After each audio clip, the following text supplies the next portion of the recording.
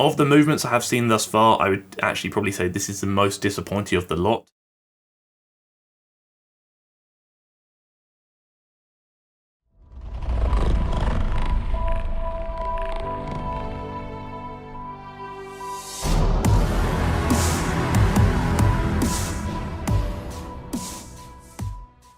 You know when you need a sneeze, but it's stuck in your nose and it won't come out, but it hurts you like in the face? That's what's occurring right now. I want to say a very quick thank you for the positive feedback on the last video. It seems like that kind of video style was quite well received and you tolerated me waffling about my own training. So I'm very glad you liked it. Thank you very much. But now we're cracking on with something that I was actually meant to cover when this got first released, which is Chloe Ting's well-rounded butt workout, Grow a Round Booty. Not only because I probably do need a workout like this to grow said around a booty, but also because I've been sent it with some positive praise. In the sense that obviously I've given my opinion on Chloe Ting before, where I felt like a lot of her exercises, a lot of her workouts were quite limited because they didn't often include resistance and there wasn't much of an emphasis on progressive overload. So I'm interested to see if that has changed, because I'm hearing some things. Before we crack on with the video, we're obviously going to do the bits and bobs that very quickly need to be done. If at any point you decide you like this video, then please let me know you like the video by liking the video. 1,300 likes is the goal, so I would very much appreciate it if we could reach that. If you haven't already, please do consider clicking the red button down below to subscribe to the channel, and maybe even the bell next to it so you get notified when I upload every week, twice a week. And if you have a question you want me to answer at the end of the next video, then do consider dropping it down below in the comment section for comment question of the week, and I shall do so. It's not timed very well, this hat, but it's a hat nonetheless, and it's also a lot bigger than expected. So it's a St. Patrick's Day hat. Don't ask why I've got it now.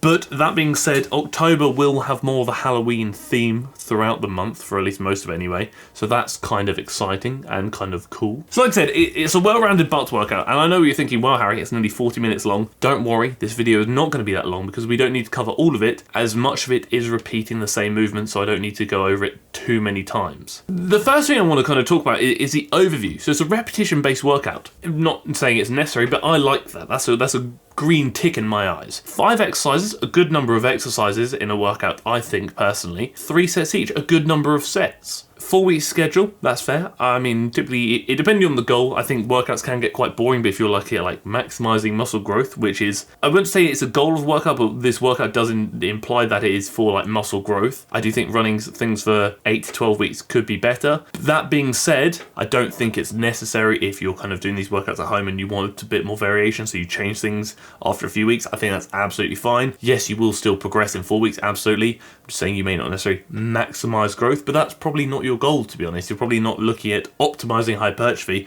You're probably looking at benefiting hypertrophy, gaining a bit of muscle, but not allowing that to take the sole focus of your session. Reps based on the week you're on. Okay, so this implies progressive overload to me. So even if you're doing the same weight each week, you are still doing more reps. I like that. That to me is a really good starting sign. Like I'm looking at this, I'm thinking, you know what? Progressive overload, something I've complained about before that Chloe didn't often include. She's now nailed that. This is looking good so far. This is looking really good so far, especially in comparison to some of her older workouts I have looked at. She's ticking a lot of the boxes that I had previously expressed, I feel like I've a bit of disappointment in, where she was maybe doing a lot of exercises, not many sets, not really tracking reps. So this is good. This is good. And she's encouraging resistance as well.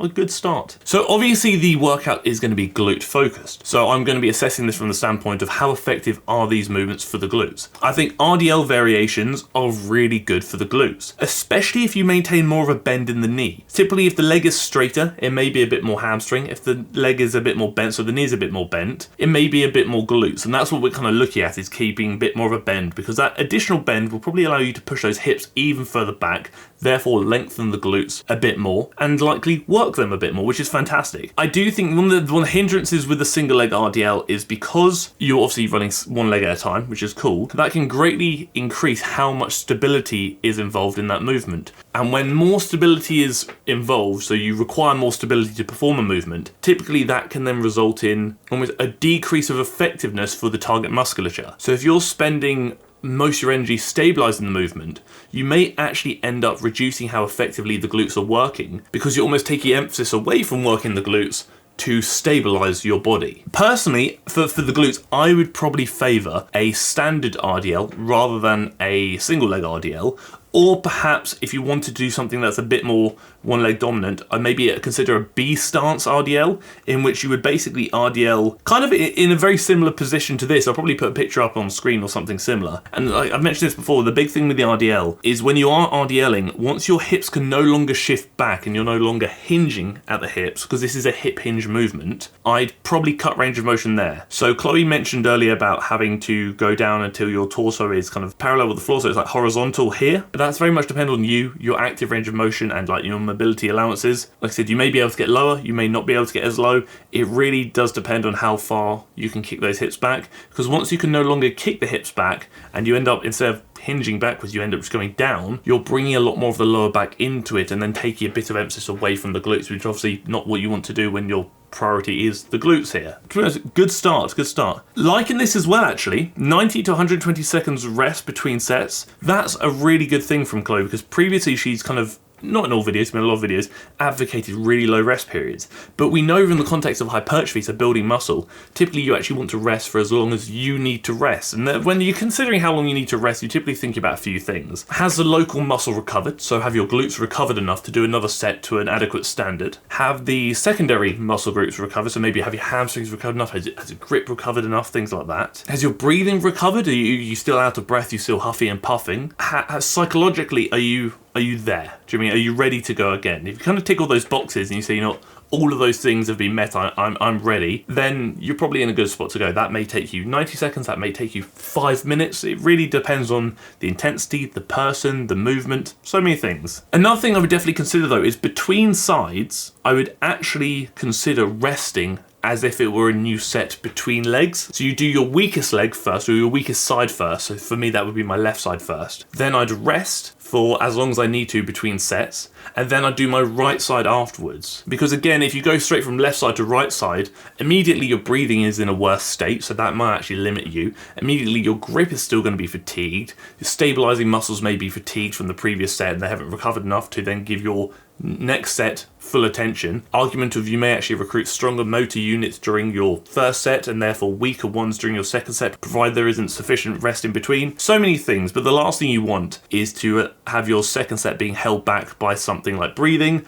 or your second set to maybe not necessarily yield the same kind of like hypertrophy benefits and like gains essentially as the first set due to motor unit recruitment or something similar. Do you need to do any of that? Absolutely not. I'm just stating that's my personal preference. So this is another big thing. Use weights that are suitable for you, meaning the last few reps should be very difficult, but still doable with good form. For all the reps that are easy, it's time to increase weights. The big thing that will determine how effective a workout is when looking at like building muscle, which again is the primary goal of this workout, so building the glutes, is how hard you're really training. So you could have the best workout in the world, but if you're not training to, if not close to failure, so with sufficient intensity, you're probably going to limit the results you experience. The big thing is then going to be make sure you're really training hard and be honest with yourself. Did you really have 2 left in the tank? Or could you probably have got 4 or 5? Progressive overload, so do more every week if you can, but make sure your form isn't compromised. That's another big thing down here is everyone's at different stages of their fitness journey, so don't compare your weights with anyone else's. 100% strength is relative, and you can't compare the weights of 2 different people because they're likely at 2 very different stages. Early days I know, but I'm actually really impressed with what I'm seeing so far, especially in comparison to what I've seen previously. So repetition can be boring, but repeating the same exercise with the right weight could help increase total volume of tension, which can assist in muscle growth. I like that, because obviously one of the things I've kind of previously noticed is that a lot of times these workouts change every week, therefore you can't really progressively overload accurately because you're changing things and you don't know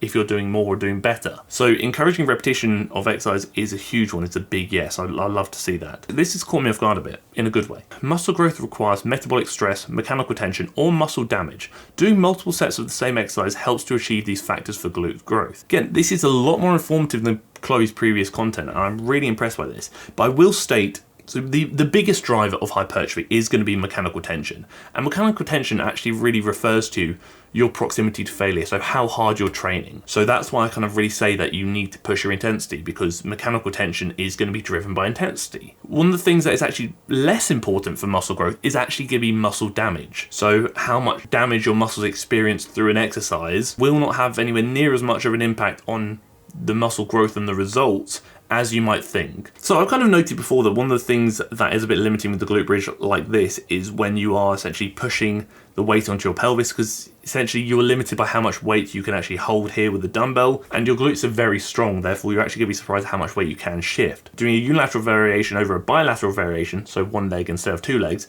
is definitely a way of making a movement harder, because you're then essentially placing all of the weight you have access to onto one leg rather than distributing across two legs. So her shin is remaining vertical, and that's a big thing. Also, you drive your shin too far forward or too far back, you risk involving muscles you probably don't want to involve to that extent. So when looking at really pushing the glutes, you do want to maintain that vertical shin angle. Glutes do tend to thrive in the shortened position, so this kind of lockout portion, so this top bit here, is really important. So don't be afraid to hold that position for a little bit longer, and also don't be afraid to maybe elevate your upper back slightly and turn this into more of a hip thrust than a glute bridge, as typically for myself personally, I would favour a hip thrust over a glute bridge, because you are spending more time in that shortened position and you may actually find it easier to lift more load, which is obviously going to be a great time. If I were to put together a glute workout, I've kind of mentioned this before, I would definitely include an RDL variation and a hip thrust variation, although typically I might actually swap them around. I might do the hip thrust first and the RDL second. We know that muscles typically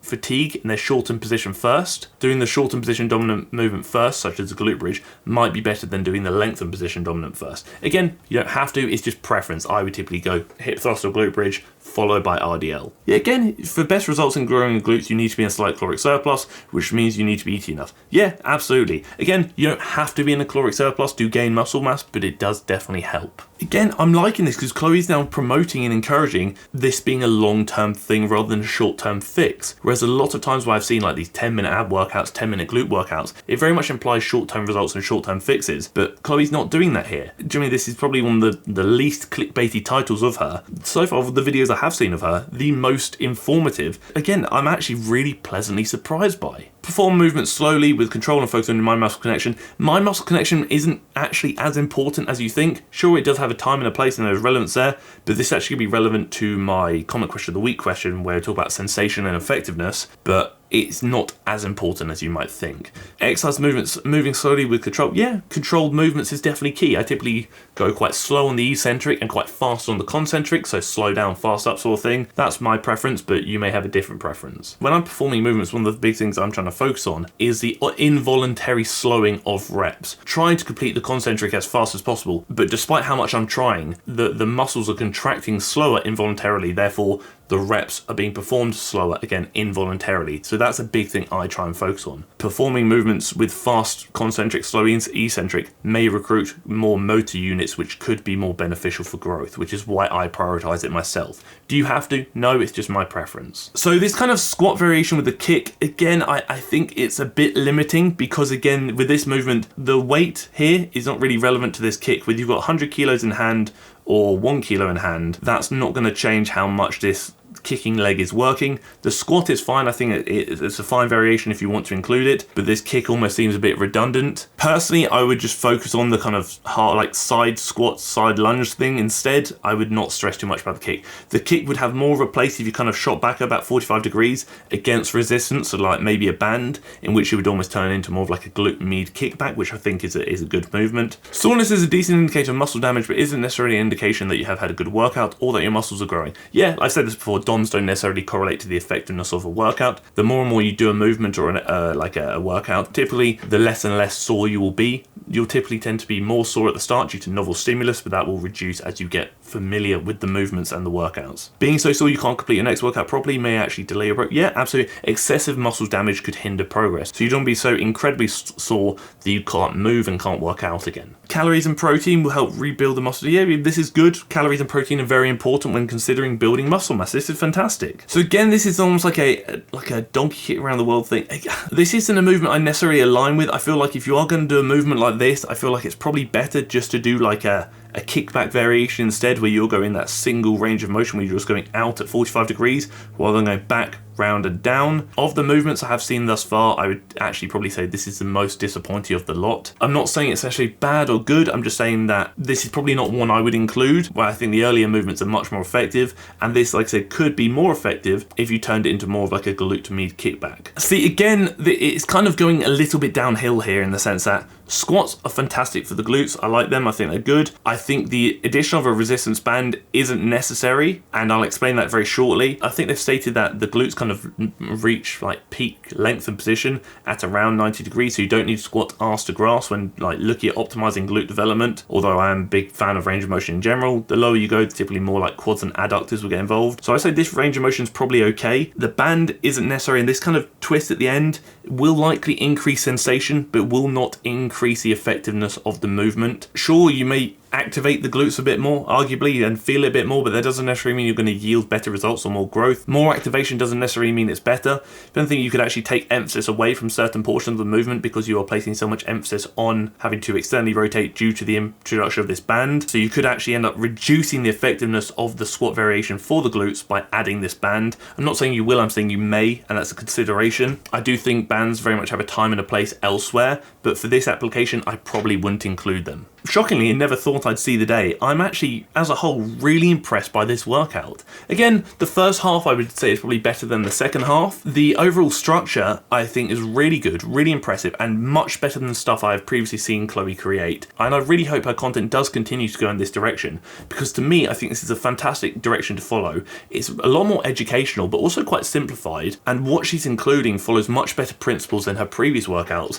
and therefore, when looking at kind of making hypertrophy dominant workouts, so muscle building dominant workouts as she is here, it's only going to do people favors compared to her previous stuff. Again, less clickbait, it maybe not do as well for views for her, which is unfortunate, and it's just YouTube, so I do understand the importance of clickbait in that sense. Again, like I said, a few changes I would definitely make and a few alterations I would consider, but as a whole I am really impressed by this, and it's really caught me off guard. Pleasantly surprised. Bloody good stuff. But now we're very quickly going to crack on with the comment question of the week, and I did allude to this earlier, but I won't take too long with it. I'm so confused by the non-correlation between sensation and effectiveness. Surely for things to work, some measure of burning has to be involved. Sensation can be an indicator of effectiveness, doesn't necessarily mean it is. So I could choose a really ineffective chest movement. So if I got 2 dumbbells and held them in my hands and just went like this with dumbbells and really squeezed the pecs, it would actually really burn my pecs, so the sensation would be very high. But biomechanically, we know that the kind of primary function of the pecs is to bring the humerus across the body.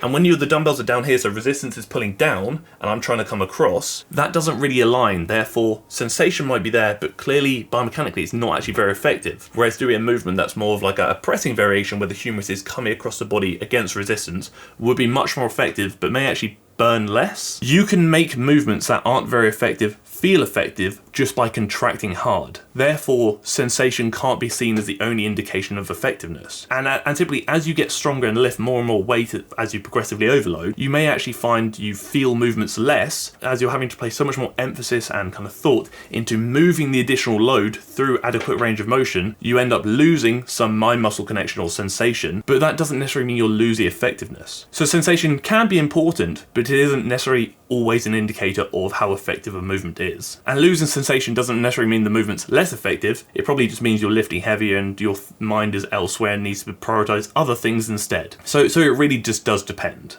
But hopefully that helped answer your question, and hopefully that kind of cleared a few things up. That is it. That is the video. Like I said at the start of the video, if you like the video, then please let me know you like the video by liking the video. 1,300 likes is the goal, so if you reach out, I would very much appreciate it. If you haven't already, please do consider clicking the red button down below to subscribe to the channel, and maybe even the bell next to it so you get notified when I upload every week, twice a week. And if you too have a question you want me to answer at the end of the next video, then please do consider drop it down below in the comment section for comment question of the week, and I shall do so. Thank you for tolerating me. Thank you for tolerating my poorly timed headwear, and thank you for tolerating the video.